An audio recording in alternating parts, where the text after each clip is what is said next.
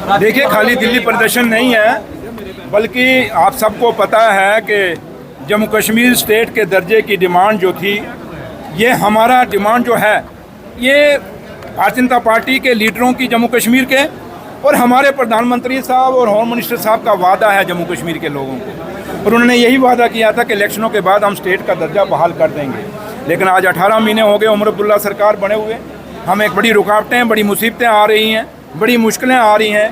इसलिए हमने वेट किया कि ये स्टेट का दर्जा बहाल करेंगे। जब नहीं किया तो हमने फैसला किया है कि हम 20 तारीख को दिल्ली के अंदर जंतर मंतर पर सारे एमएलए बैठेंगे और अपने प्रधानमंत्री साहब को और होम मिनिस्टर साहब को याद कराएंगे कि आप हमारा जो वादा आपने हमारे साथ किया था वो वादा पूरा करो। और हमें पूरी उम्मीद है कि हिंदुस्तान के प्रधानमंत्री साहब, जैसे उन्होंने 2 वादे पहले पूरे किए, डिलिमिटेशन का और इलेक्शन का पूरा किया है, ये आखिरी वादा है स्टेट का दर्जा बहाल करना। हमें उम्मीद है कि वो बहाल करेंगे। लेकिन देखिए क्या करते हैं। लेकिन इस मंच से मैं बीजेपी के लोगों को भी अपील करूँगा, जितने भी बीजेपी के एमएलए हैं, कि आइए वहाँ जंतर मंतर पे और जम्मू कश्मीर के लोगों के हितों के लिए, जम्मू कश्मीर के बेरोजगार बच्चों के खातिर आइए आप भी जंतर मंतर बैठिए, और ताकि मिलजुल के हम जम्मू कश्मीर की एक आवाज़ बन के अपने प्रधानमंत्री साहब से और होम मिनिस्टर साहब से अपने स्टेट के दर्जे को पूरा कराने के लिए, बहाल कराने के लिए, खोई हुई शनाख्त को पूरा करने के लिए उनके आगे डिमांड रखें और इस डिमांड को मनवाएं। और मैं उम्मीद करता हूँ कि बीजेपी के लोग आएंगे,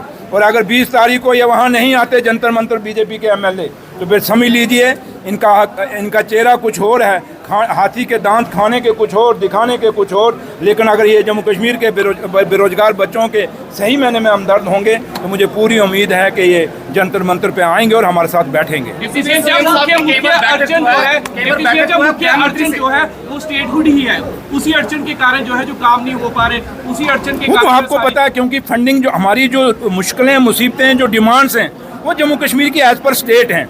लेकिन जब हमें फंडिंग आती है, आप पढ़े लिखे जर्नलिस्ट हैं, बड़े सीनियर जर्नलिस्ट हैं और आप लोग जानते हैं, लेकिन जो पैसा हमें आ रहा है वो यूटी के मुताबिक। यूटी क्या है? जैसे लद्दाख यूटी है, उसको भी उतना पैसा मिलेगा जितना हमें मिलेगा, और उसके पास 2 डिस्ट्रिक्ट हैं, तो हमारे पास कितने डिस्ट्रिक्ट हैं और इलाका कितना बड़ा है। उसी तरीके से अगर चंडीगढ़ देखा जाए, एक छोटी सी यूटी है, जितना पैसा उनको मिलेगा उतना ही हमें मिलेगा। ऐसे ही देश में बाकी जो यूटी, बड़ी छोटी छोटी यूटी हैं, जिनकी पॉपुलेशन कम है, इलाका कम है, ज़रूरतें कम हैं, उनके बराबर हमें जब हिस्सेदारी मिलेगी तो मुझे बताएं कैसे हम रोजगार देंगे, कैसे हम लोगों को, डेली वेजरों को पक्का करेंगे। बड़ी मुश्किलें आ रही हैं। यहाँ जो मुलाजिम हमारे पक्के हैं, उनको भी सैलरी देना पीछे मुश्किल हो गया था। हम शुक्रगुजार हैं कि पीछे हमें दिल्ली गवर्नमेंट ने 5000 करोड़ रुपया दिया, जिससे हम मुलाजमों की सैलरी दे पाए।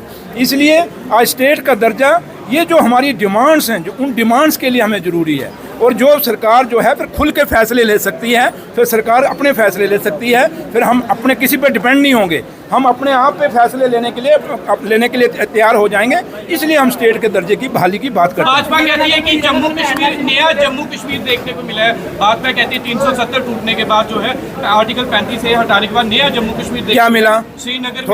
थोड़ा सा आप बेरोजगारी का रेशियो उठा लीजिए। आप एक नौजवान है, मेरे ख्याल यहाँ अगर मास्टरों की पोस्टें निकलती तो मेरे ख्याल आप में से कितने लोग ये जॉब छोड़ के आपने मास्टर का नौकरी ले लेनी थी। लेकिन कहीं मेरे पढ़े लिखे पोस्ट ग्रेजुएट स्कॉलर लोग हैं जो आपके इस जर्नलिज्म के साथ मजबूरी में जुड़े, कहीं तो खुशी से जुड़े, कहीं मजबूरी में जुड़े, क्योंकि रोजगार कोई नहीं। तो इसलिए ये कहने वाली बात है। कौन से नए जम्मू कश्मीर की बात कर रहे हैं? क्या बेरोजगारी जो ज़्यादा बढ़ गई है वो नया जम्मू कश्मीर बनाया? किस चीज़ की वो बात कर रहे हैं, थोड़ा उनको पूछ लीजिए। राष्ट्रीय अध्यक्ष भी आए थे, नितिन नवीन भाजपा के राष्ट्रीय अध्यक्ष भी आए थे, तो एक दिन के बाद ही जो है वो वापिस चले गए। तो किस तरह देख सकते कि ये उनका इंटरनल मसला, मैं उस पर नहीं कुछ कह सकता। सीएम साहब की कई बार बैठक गृह मंत्री के साथ हुई है, क्या वहाँ पर मुद्दा उठाया गया? वो आप सीएम साहब जब आएंगे उनसे पूछ लीजिएगा, और जब होम मिनिस्टर साहब आएंगे तो सरदार जी पूछ रहे उन्होंने।